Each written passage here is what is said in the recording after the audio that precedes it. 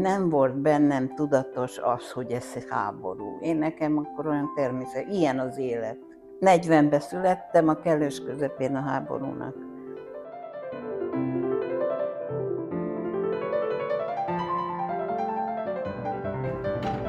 Szia!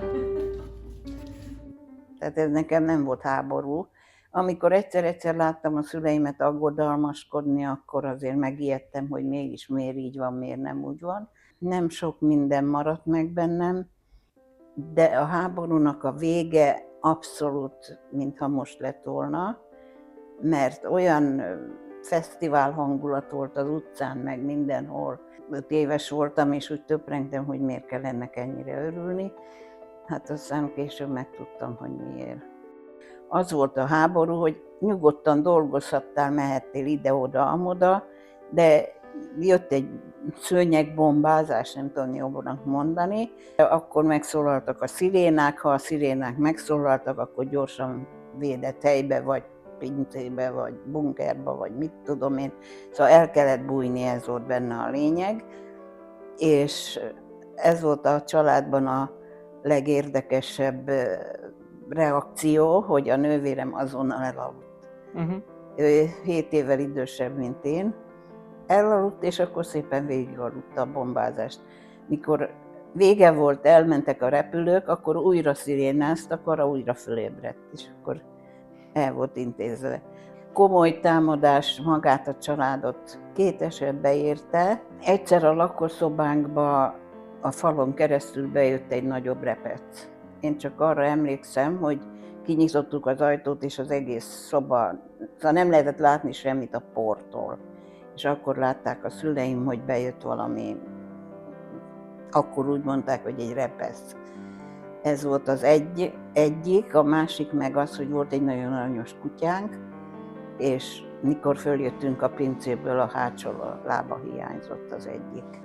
Hogy mit csináltak a szüleim, a Csepel-sziget, az összes hidat lebombázták, a csónakok eltűntek, tehát ki se lehetett jönni a szigetről. A szigeten meg csak a fegyvergyárban volt munka. Anyám egy időben dolgozott ott, akkor még varrógépgyár volt, ez a Weiss Manfred, de háború alatt éltünk, amiből én nem tudom, miből éltünk.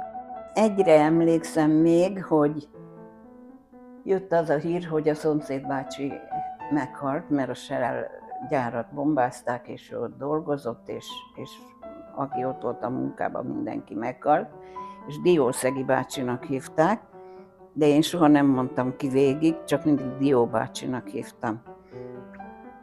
És homokoztam, tehát ha a homokozóba ültem, akkor valószínű jó idő volt, és egyfolytában magyaráztam, hogy Dió bácsi nem halt meg, de Dió bácsi nem halt meg. Erre még én is emlékszem, erre a szituációra, és a Dió bácsi tényleg hazajött.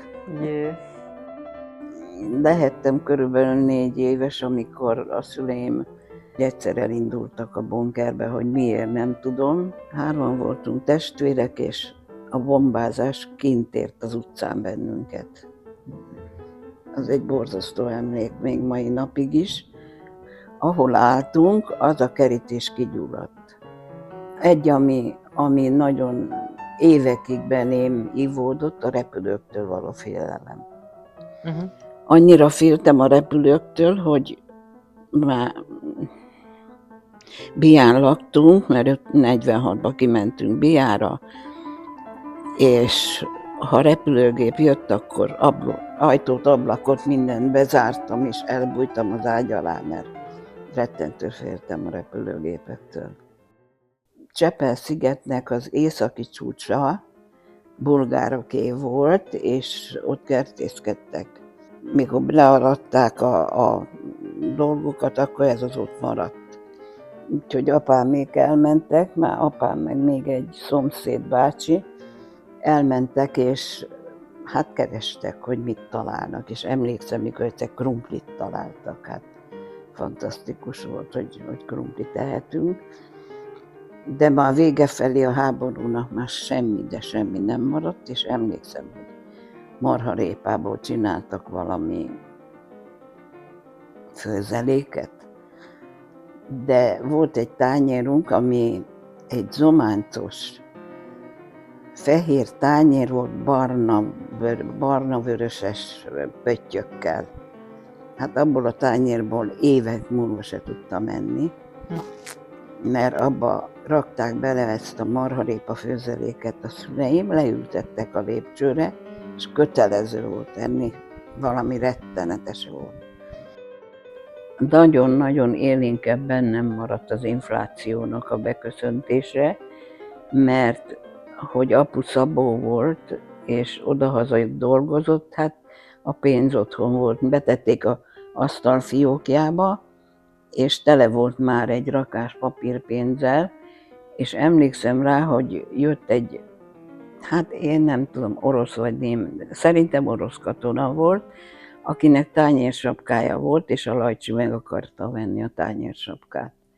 És szedte ki a rengeteg papírpénzt, ami akkor már semmit nem ért dolgból, hogy a sapkát neki adja a katona. Elkeseredett, hogy nem volt annyi pénz, hogy sapkát tudjon venni magának. És végül nem kapta meg? Nem kapta meg, hát persze, hogy nem, hát háború után egy katonasapka nem volt kis dolog.